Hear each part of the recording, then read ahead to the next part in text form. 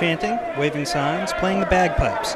Hundreds of state and local workers converged on the Legislative Office Building in Concord this afternoon to protest the Finance Committee's support for a ban on evergreen clauses in public labor contracts.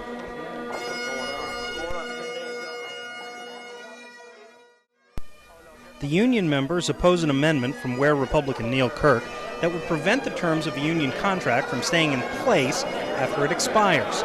State and local workers would become at-will employees, leaving hiring, salary, and benefit decisions to the discretion of the state, cities, and towns until they sign a new labor agreement with the union. Opponents of Kirk's bill say that would effectively end collective bargaining in New Hampshire.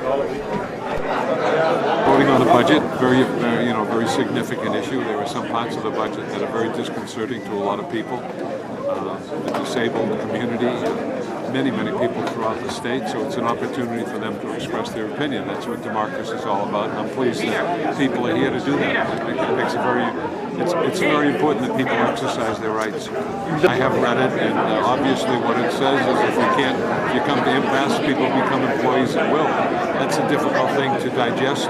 Obviously you have to go through a process here, but that's a tough blow to the unions, and I think people recognize that. Quiet here. We've got serious work to do. We've done most of it for the last month and a half. Now we have to finish up some of the things we've done.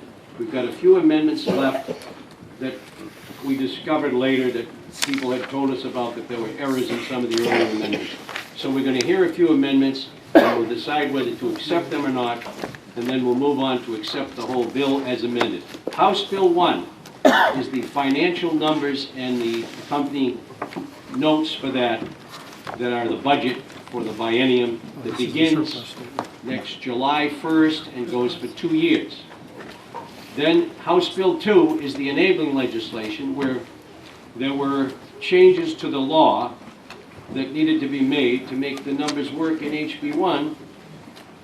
We will discuss House Bill 2, and that has been amended heavily. There's about 153 sections in it that involves many different parts of government. This has not been an easy process for any of us. I know it's upset a lot of you, it has upset us. These are not easy decisions to be made, but there's only so much money to be spent. And the people in this state are not in any mood to see tax increases. We lost $782 million of stimulus fund in the last budget. There's no way to make that up. So we had to make some reorganizations and some changes. And that's what we have done in HB 1 and HB 2. The Senate votes on the budget. That is part 3. And of course, with an amount of money this big, you can imagine, we don't all agree. I would imagine in your own house, if you're married, that you and your spouse do not always agree on the money you have available to spend either. So we then do what marriages do.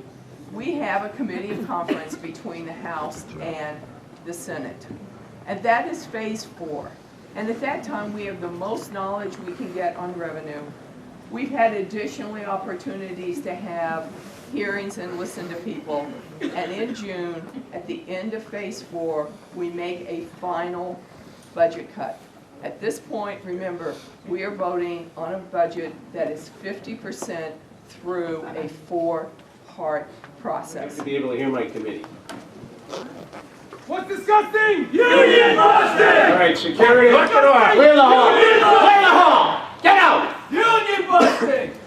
I told you to keep it quiet. There's a commitment. Look at it. You all made a commitment not to do this. Please, let's respect the process. There'll come a time when we have other opportunities, but we're here to listen to the vote. This affects all of us, so please maintain your decorum. It's very important. Thank you, Mr. Chairman. If the contract has an evergreen clause, that contract with its evergreen clause continues. It's not affected by this. However, the next contract would be affected by this. And at the end of the next contract, unless a subsequent contract would be entered into, at that point, the employees become at-will employees. Follow up, Mr. Chairman. So if I have an evergreen clause in a contract now, it's only good for one shot. unless I renegotiate the evergreen clause. Is that, I think that's what you were trying to tell me this morning, and it wasn't. You cannot renegotiate the evergreen clause. This eliminates the evergreen clause for all future contracts involving public employees at the state and local levels. However, under the federal constitution, existing contracts which contain evergreen clauses are protected. Detractors say the Kirk amendment has no place in the budget bill, which the Finance Committee sent to the House floor for debate next week. But Kirk says his provision will bring the State Employees Association to the bargaining table to find $50 million in savings, avoiding the need to lay off state employees.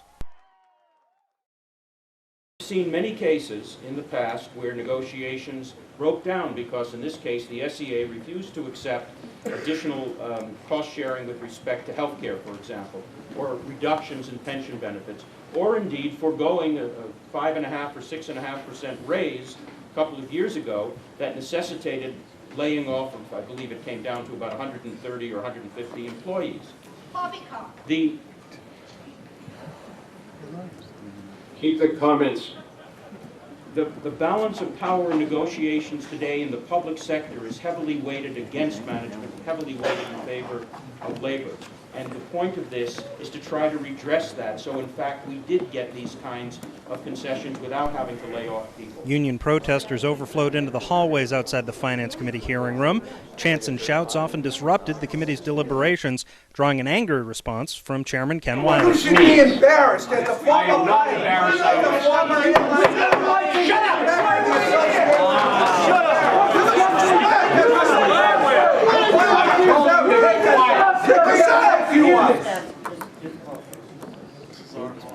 This is our home. We have a right to hear. Hey, you have a right to hear, but not to be shouting as we're doing our business. Then don't shout it out. Yeah, don't shout. And stop the shouting. We can all hear. We're the voters. We elected you. You're paying taxes. Put us in a You're supposed to hear what we have to say. Yeah, you can hear what we have. Circus. For what? When you come back. So we can hear you. Representative Fuchs. Thank you, Mr. Chairman. Over the course of building this budget, as someone who had the election not gone the way it was, would have been sitting in the chairman's chair, I have watched with a high degree of respect the work that the chairman has expended and the way in which he has led this process. I disagree violently, not violently. I disagree passionately, vehemently. I'm not good with big words.